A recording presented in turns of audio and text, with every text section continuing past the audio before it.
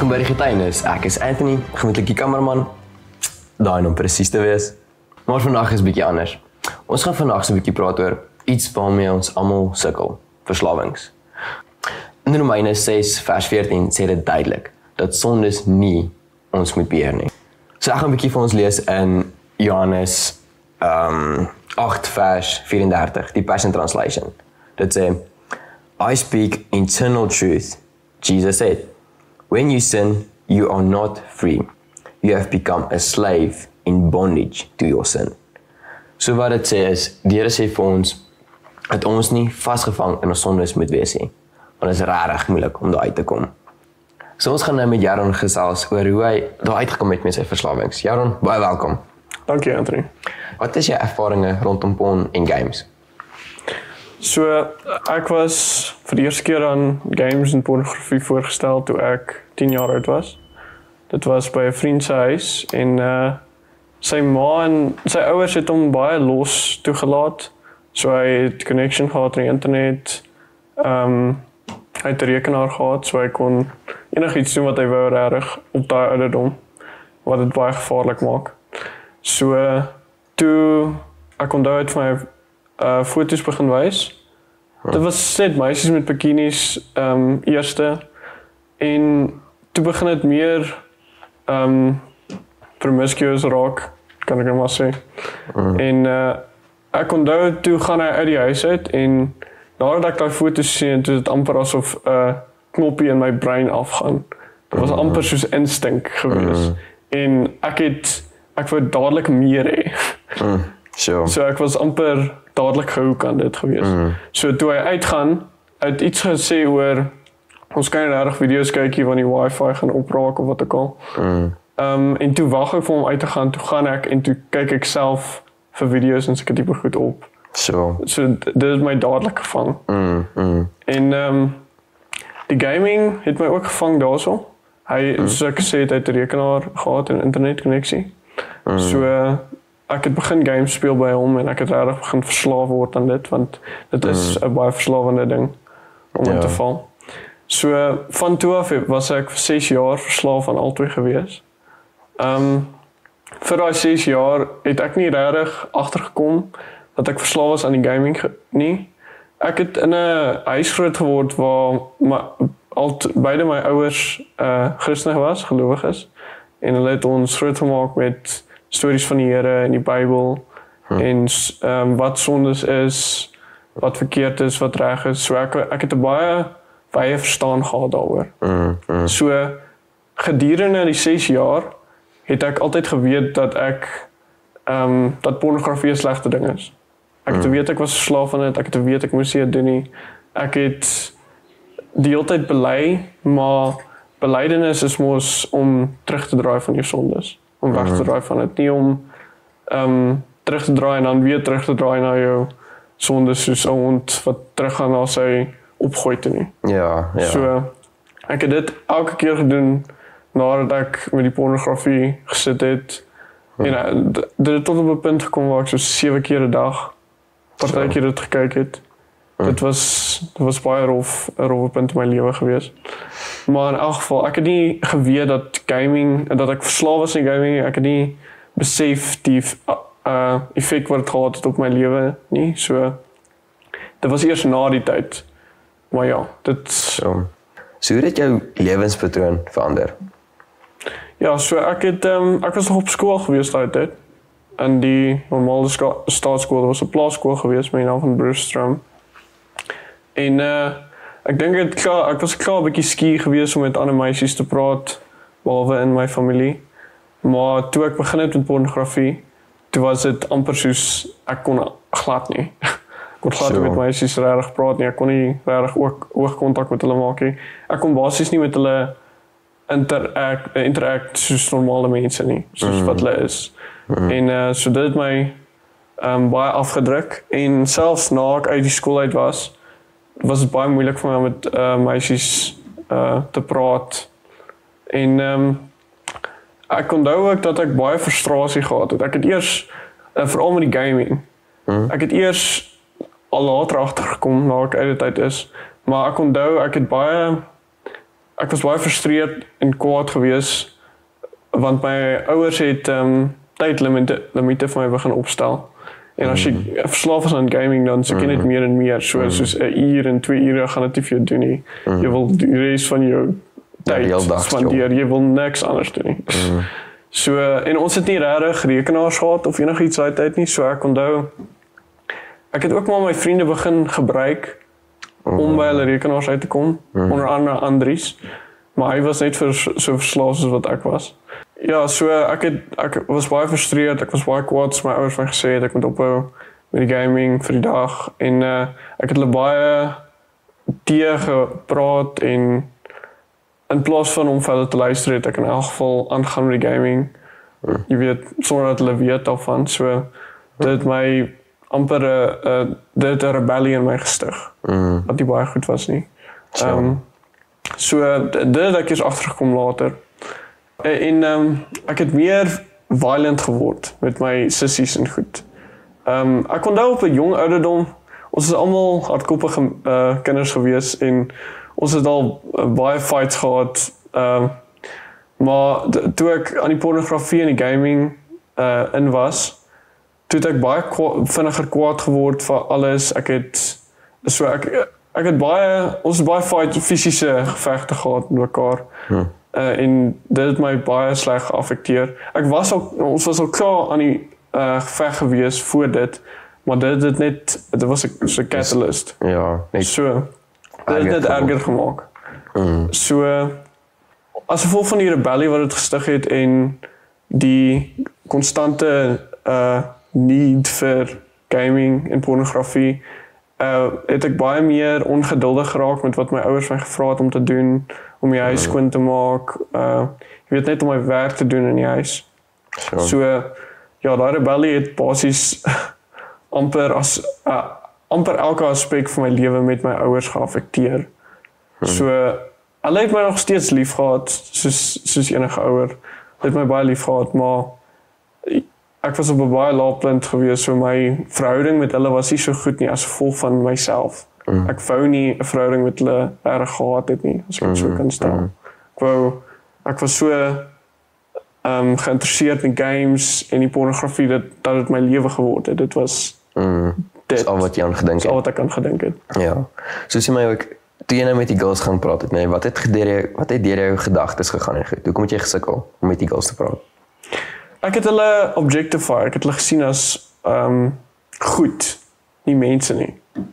As stukke vleis, basies. Dis maar hoe dit jou brein affekteer as jy pornografie kyk. Dit laat jou heeltemal hulle afbreek. En hulle is fellow image bearers of God's image. So, ek het nie dit in ag geneem, ek het glad nie eers aan dit gedink nie. So, dit was my baie moeilik om met goed te praat en nie met mense nie. Ek dink dit is wat my meestal geaffekteer het met dit. Sharon, wat was jou turning point geweest? Hoe het jy vrygekom van die vloek? Ja, so ek het nou ons gesê hoe ek gesukkel het met beleiding, hoe ek die hele tyd teruggedraai het in elk geval. Ek onthou as ek gebid het na die tyd, dan het ek nog steeds in my kop geweet ek gaan dit weer doen in elk geval. So dit was 'n valse belydenis gewees, elke liewe keer. En ek onthou dit was gelede jaar 2023 Januarie. Toe het ek dit weer gedoen en toe was ek so frustreerd met myself gewees en ek was so kwaad. Dis ook 'n ding wat dit geaffekteer het, depressie. Elke keer na ek dit doen het, gedurende daai 6 jaar het ek in 'n depressie ingesak. En in 'n hopeloosheid vir my lewe. Ek het nie geweet wat ek wou doen nie. Ek het gedink ek het ashamed. Ek was ashamed vir myself gewees dat ek dit kon doen en dat ek aangehou het met dit. Maar ek dink dit was tussen die 15 en die 20ste van na Januarie. Het ek weer gebid na ek het gedoen het en ek was so gatvol met myself gewees. Ek was heeltemal ek was op 'n baie lae punt gewees. En toe begin ek bely aan dit en ek onthou ek het 'n belofte aan God gemaak dat ek dit nooit weer sou doen nie. Ek sou nooit weer na pornografie kyk nie. En ek dink die Bybel sê mos moenie sweer op enigietsie, nie op die aarde nie op die hemel nie op God se naam nie. Maar ek dink dit was meer 'n regte belydenis, 'n ware belydenis as ek terugdink daaraan. Want ek het regtig dit bedoel, ek gaan nie meer dit doen nie. En van toe af het ek heeltemal verander. En daai selfde paar minute wat ek het gedoen het, toe die Vader vir my gesê, jy gaan jou testament, jou getuienis bring vir jou gesin en die gesin van 'n familie of die gesin van jou sussie se beste vriend, want op daai stadium was ons gesinne het ons baie gekuier. So op daai oomblik het ek geweet wat ek moet doen. Dit was 'n bietjie van, dit was moeilik om dit te ervaar, ek bedoel erken, nou wel, nie erken nie, maar aanvat en sê ja, ek gaan dit doen, want ek was skaam geweest, ek het nou net bely, ek het nou net sê ek gaan dit weer doen nie, en so dit was baie nuut vir my geweest. En toe, snaaks genoeg, dit was nie die eerste keer wat ek my getuienis gedeel het nie. Voor dit het ons, ek dink 'n paar dae voor dit het ons op 'n kamp gaan met hierdie ander gesin. Hulle het ons gesponsor vir die kamp. Dit was 'n jeugkamp geweest. So ek het saam met my sussie gegaan en saam met my sussie se beste vriendin. En ons het groepsessies gehad op 'n sekere punt in die kamp tussen hulle het die manne en die vrouens opgedeel. So toe die manne begin praat oor die pornografie en oor hoe dit ons affekteer en oor last en sulke tipe goed. En toe was ek bevoorreg om my testimony of my getuienis te deel met hulle. So dit was die eerste keer wat ek dit gedeel het. En daar's mos 'n vers in die Bybel wat sê submit of bely jou sondes aan mekaar en jy sal genees word van dit. So ek dink my genesing het meer het begin dat dit klaar plaasgevind. Toe ek gesê het ek gaan dit nie weer doen nie, maar dit het net so opgebou soos ek my getuienis gedeel het met mense. So toe kon ek met die gesin en my gesin dit deel na die kamp. En snaaks genoeg, dit was nadat Tannie Beate haar getuienis gedeel het op die radio oor haar kanker. So ons het daartoe gekom om vir haar te luister oor haar getuienis oor haar kanker op die radio. So toe was dit net so 'n perfekte oomblik om my getuienis te deel na die tyd. En toe doen ek. En toe, snaaks genoeg, toe begin die oom praat van games. Ek het nie eens, en teen daai punt het ek nie regtig geweet ek was verslaaf van dit nie. So, die oom het net begin praat oor games, en ek's dadelik, jy weet, defensive, hy het nie regtig met my gepraat nie, hy het te praat oor hoe sleg dit was vir mense. En hoe verslawend dit kan wees. En so, toe begin ek baie defensive word oor dit, en daai tyd het ek nie regtig enige goed gehad om op te speel, behalwe potato rekenaarssluiting en 'n foon nie. Maar nogtans het ek baie games gespeel. Meeste van my tyd is aan dit spandeer.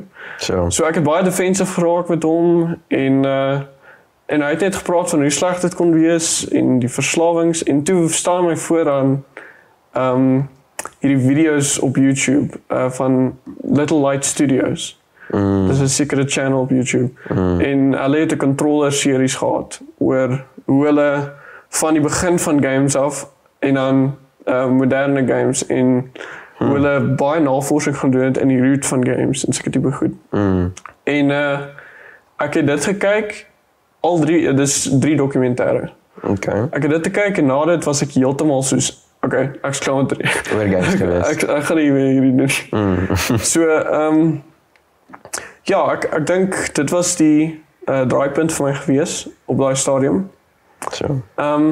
Ek onthou net ook daai games of die video's wat oor gegaan het. Hulle was 7-daagse Adventiste gewees. Wat ons 'n kult is van Christendom. So hulle is baie godsdienstig gewees. En daar was 'n baie godsdienstige gees wat oor my gekom het terwyl ek dit gekyk het.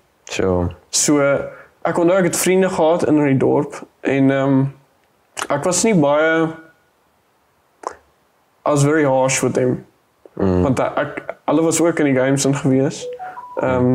En ek dink ek het eendag toe sit ons hier buite op die gras en toe sê ek vir hom letterlik, as jy al die inligting weet wat ek vir jou gesê het en jy besluit nog steeds om games te doen, dan is jy idioot. En dis wat ek vir hom basies gesê het. So ja, daai tyd was ek nogal, ek noem dit my fariseer periode. Ja. Ek het nie gekyk na hoe erg ek vasgevang dit was nie, en ek het ook nie gekyk na die godsdienstige aspek van die video's wat ek gekyk het nie. Ek het nie gekyk dat games nie so sleg vir jou kan wees nie, maar dat jy dit nie 'n verslawing moet maak nie. Ja. So ek was baie godsdienstig gewees daai tyd, maar dit was daai was my draaipunt gewees en na my fariseer periode het ek dink ek was baie convicted gewees. Ek kan nie meer onthou presies hoe nie. Maar ek het baie jammer gevoel en ek het bely aan die Vader hoe ek die mense hanteer het oor dit na die tyd. En toe begin ek onthou ek het by my jeuggroep ek het jammer gesê, ek wou jammer gesê het vir hoe ek my verhoudings oor die jare gehad het. En hoe ek judgmental oorgekom het met hulle. En toe gaan ek by daai jeuggroep uit, ek het afgesluit daar. En ek dink dit was ook my draaipunt gewees vir my fariseer periode gewees. Alhoewel ek 'n rukkie na dit ook 'n bietjie gesukkel het met dit. Maar ja. So in hierdie tydperk het jy 'n ware talent gekry en hoe het die Here jou gebruik? In my tyd van verslawing het ek pornografie en secrets gedoen. Ek wou nie dat my ouers weet nie. Gehad dat my ouers weet of my sissies weet daarvan nie. Ek was al uitgevang 'n paar keer, maar hulle het nie heeltemal geweet daarvan totdat ek vir hulle gesê het daarvan nie. So ek het nie meeste van my tyd spandeer op pornografie nie. Dit was maar net wanneer ek tyd kon kry vir dit en opportunity gekry het vir dit. Maar ek het meeste van my tyd spandeer met gaming, so ek kon nie my talente en my skills groei wat die Vader vir my gegee het nie. So ek het begin dit doen na ek klaar was met die verslawings, want nou het ek meer tyd gehad vir so baie meer goed. So ek het begin met keyboard tik, soos my ma voorgestel het, en ek het vinnig begin raak met dit en het hobby vir my begin raak. En ek onthou die Vader het vir my skryftalent gegee. So ek het dit 'n bietjie geoefen op skool, maar meestal nie. En nadat ek uit die verslawings uit is, toe begin ek dit ook meer inoefen en ek kon quotes skryf. Ek het nou nog nie 'n boek begin nie. Ek kon al lankal dit begin het, maar ek het nie. Selfs met my musiektalente, ek het meer tyd begin spandeer op dit na die tyd. Ek het in 'n huis groot geword waar my ma baie geïnteresseerd was in die klavier of die keyboard en sy wou vir my leer oor keyboard en musiek, maar van kleins af het ek nie regtig die deurdrukkingsvermoë gehad of die belangstelling om dit deur te druk nie, om dit te begin nie. So ek het meer begin fokus op my musiektalente na die tyd en hoe die Vader my gebruik het, ek het my getuienis al met klomp verskillende groepe en mense gedeel. Ek het weer op 'n ander jeugkamp kon ek met klomp jong manne dit deel en dit het 'n baie goeie impak op hulle gehad en dit was baie relevant to the discussion. So ek kon met getuienis daar deel en wanneer ook al die Vader my lei, dan sou ek dit gedeel het met mense. En ek het 'n WhatsApp groep wat ek gestig het van klomp verskillende mense wat ek weet, want ek het so baie interessante goed gekyk aanlyn en aan goed gedink wat ek vir mense kon stuur.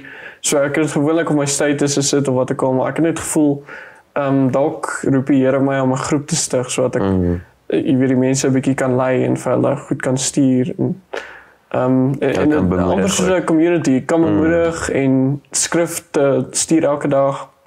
En ek het dit begin doen en ek het 'n groepie van omtrent 20 mense bymekaar gekry en dis nie so goed soos wat ek dit wou gehad het nie. Nog nie. Ek wou meer gesprek gevoer het op die groep, maar ek het ook agtergekom dat baie mense connect nie baie goed op WhatsApp nie. So dit was vir my 'n ding, as jy praat met mense op WhatsApp en hulle praat nie ordentlik met jou op WhatsApp nie, dan gaan hulle ook nie ordentlik met jou praat in regte lewe nie. Wat heeltemal verkeerd is. Van die mense praat goed op WhatsApp, van die mense praat goed in regte lewe. So maar ek deel nog steeds goed op die groep. Ek stuur gewoonlik video's. Baie van die, ek het 'n bietjie van my quotes en my skryf goed gestuur op dit wanneer ek goed gehad het om te skryf en ek het geskrifte gestuur elke dag. Vandag moet ek meer gedissiplineerd wees met wat ek stuur op my groep. Dit is nie meer so 'n groot ding vir my om dit te doen nie. Okay. Maar ek doen dit nogtans en ek is nog steeds besig om my groep te hardloop. Maar ja, dis hoe die Vader my gebruik het sover. Verslawings is die simptoom van 'n wortel wat nog nie uitsorteer is nie. As jy sukkel met verslawings of iets, so kontak die getuienis en ons sal iemand wees wat bereid is om jou te help. Jaron, wat is jou woord vir die mense wat dalk sukkel met verslawings? So, ek dink mens moet meer tyd spandeer met die Vader en jou verhouding bou met die Vader. Vir my dink ek persoonlik was dit my verhouding met die Vader wat nie op die regte plek was nie. Ek weet baie ander mense het verslawing aan pornografie as gevolg van baie erger redes, maar vir my dink ek dit was my verhouding met die Vader en my gebrek aan tyd wat ek spandeer het met hom. So ek dink ook mense moet bid oor die wortels. Mense moet mense kry wat jy vertrou en dan bid jy oor die wortels saam en dan vind jy uit wat dit is en jy deel met dit. Jy werk dit uit. So ek dink dis maar die beste advies wat ek kan gee vir nou. Maar ja. So Jaron, dankie dat jy so bereid was en braaf was om jou getuienis te deel vir almal. Is vir jou beker om net vir jou dankie te sê en om te laat onthou wat die Here vir jou gedoen het. Dankie vir die geleentheid, Anthony. Nee, is 'n groot plesier. En cheers, tot 'n volgende keer. Shalom.